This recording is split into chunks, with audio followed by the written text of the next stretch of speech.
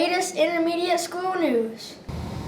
Hello, intermediate school, and I want to welcome you here to channel WRRS on December 3rd, 2021. I'm Skylar Chase. This week we are highlighting our counselors. There are 4 in this department right now. Miss Tyler, who works with the second graders and the small classes, and Mrs. McEnany, who works with the third and fourth graders. Ms. Bailey, who works with the 5th and 6th graders, and also Mr. Brown and school counseling intern. They do so much to help us feel better about ourselves. Their door is always open when we need to talk. Thank you. We want to wish them a fantastic year too. We hope it goes swimmingly well. Yep, you guessed it. We have another fish to share with you. This week, WRRS picked starfish because this fish can heal itself. Wait until you hear about this one. Let's hear from some students about this fish. They can live up to 35 years. The average lifespan of a starfish or sea stars is 35 years. The biggest starfish, the longest it lives. They have no brain and no blood. Starfish use filtered seawater to pump nutrients through their nervous system. Instead of blood, sea stars have a circulatory system made up primarily of seawater. They can be really heavy. The sea stars can weigh up to 11 pounds. A starfish is not a fish. Starfish is not their right name. They would always be called a sea star. They're actually related to sand dollars and sea urchins. They do not have gills, scales, or fins like fish do. So because they are not classified as fish, scientists prefer to call starfish sea stars. There are around 2,000 species of sea stars. While many species live in tropical areas, you can also find sea stars in the cold winters of the Earth, even the polar regions. They cannot survive in fresh water. That is why they live in the saltwater oceans. Starfish occupy every type of habitat, including tidal pools, rocky shores, seagrass, kelp beds, and coral reefs. Some kinds of starfish are even found on sandy seabeds 9,000 meters deep. They can generate, but it takes a while.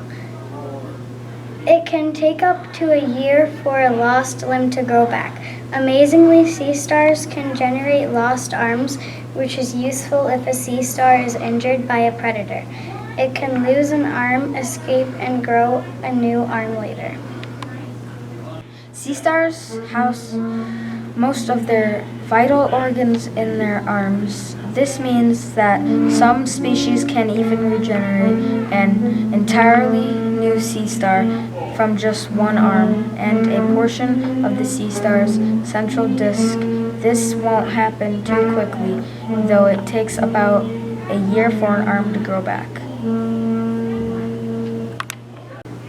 They eat inside out. The starfish menu includes mollusks like clams, oysters, and snails, and it has a pretty impressive way of eating.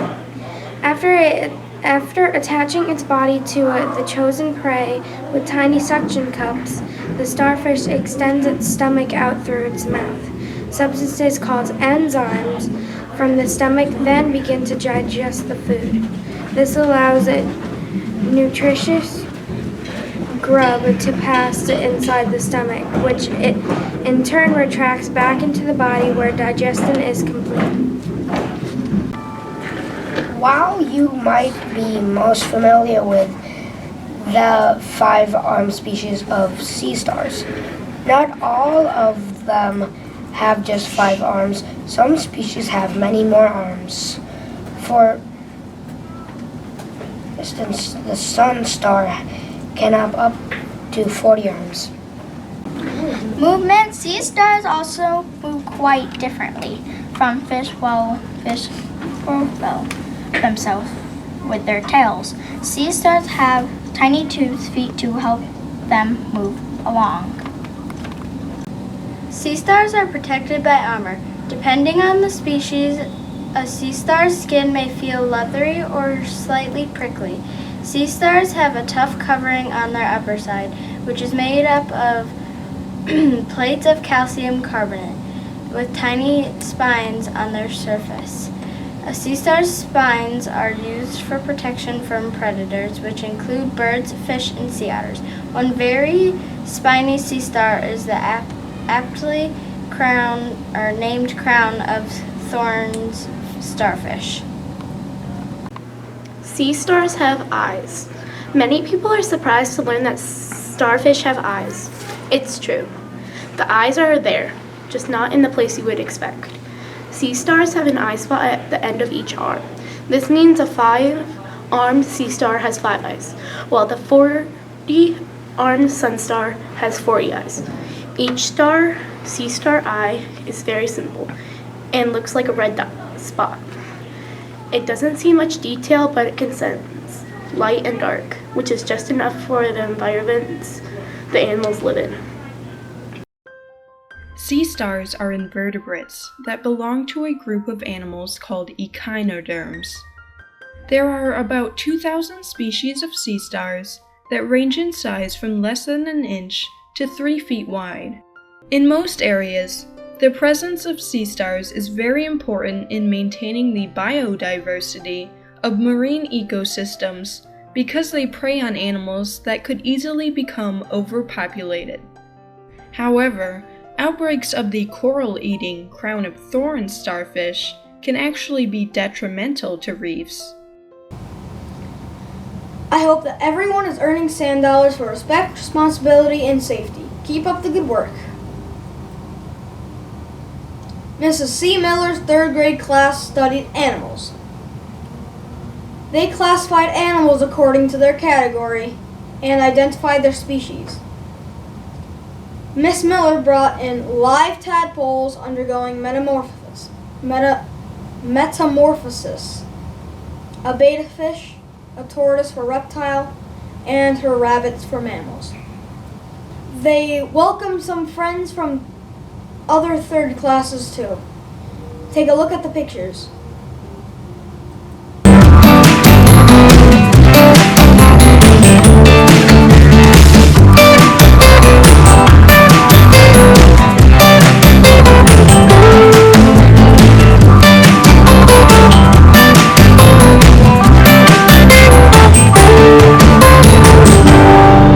We have breaking news. Mrs. Van Normer's class celebrated Thanksgiving in their classroom with a full Thanksgiving dinner.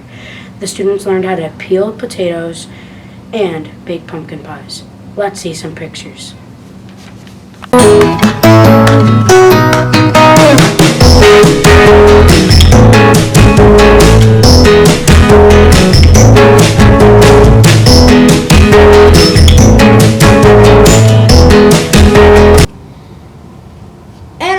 Maxime from Miss Matse's Science/Social Studies class has a message to share with the school. Mask up over your nose. You don't want your nose exposed. Mask up over your nose. You don't want your nose exposed. Is a great message for safety. We have a good deed story for you, and one that WRRS thinks we can all learn something from too. Let's go to the interview with Mrs. Gostomsky and find out what happened that made her be someone's hero. Hi, I'm Bess. And I'm Henry. We are here with Miss Gostomsky, a second grade teacher in our school. She had an exciting experience happen to her. Miss Gostomsky, can you tell us what happened? So one day I was heading to lunch a couple of weeks ago, and I crossed the street right over on Main Street, and I noticed an elderly woman was laying on the sidewalk. She had fallen, and I knew that something was not right. How did you know that they needed help? They needed you help. So I knew that she needed some help because her husband was actually there, and he was trying to lift her up, and he wasn't able to lift her. So I ended up helping by lifting her up, and I saw that she was kind of disoriented and she wasn't feeling well. She couldn't stand up on her own, and she was about to fall back over, so I actually had to call 911. What did they ask you on the 911 call? So they asked me what my name was and what was going on, what I was experiencing, and they also asked the address where it was happening so that they could come and help us. How would we know if something is happening that we should call 911? So if you guys are ever in this situation, so many people have cell phones, and it's so important for you to know how to dial 911 and to get help if you need it. It's not going to be a situation where you call just because someone has fallen and they scraped their knee, but if you think that you're in a situation and you cannot help them and you need someone to come, some medical assistance, that would be a time that you call 911 for some extra help. Thank you, Ms. Gostomsky, for sharing your experience with us. We think you are a hero. Way to go! Now back to you. It's time for a little counselor chat. Hi everyone, it's Mrs. Mack here for today's Counselor Chat. Today I want to talk about being generous. Generous means that you are willing to give or share. During the holidays, we often think about how can we be more generous. So as a kid, do you show that you're generous? How do you give to others? I want to challenge you to be more generous with your kind words. For example, let's say one of your teachers teaches a fabulous lesson. Tell them how much you liked it. You could be generous with your words by giving a compliment to one of your classmates. If you see someone doing something in school that you like, tell them. At home, if you have a yummy dinner, tell whoever cooked it that it was so delicious. What kind words could you use with your brothers or sisters? Be generous and wow them with kindness. So in the next few weeks, think about the generous ways you can use kind words.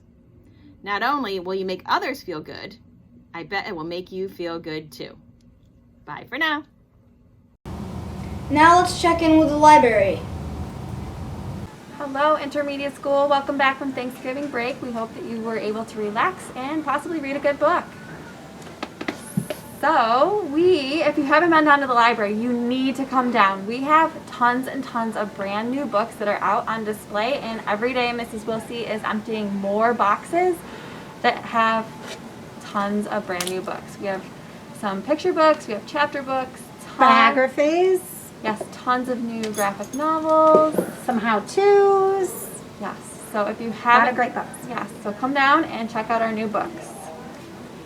Boys and girls, going forward, if you are interested in signing up for the Makerspace at the end of the day, there will be a sign-up sheet outside of the library, and you will need to sign up in order to be a part of our afternoon Makerspace. All right, everyone have a great week, and we will see you soon. We are going to end our episode with a moment of mindfulness with Mrs. Fridman. Hi girls and boys, I'm back for Mrs. Fridman's Moments of Mindfulness. Today I have a breathing technique for you. It's pretty quick, but it helps you kind of relax. It kind of gets rid of some tension and stress. Okay, a mentor of mine taught me this.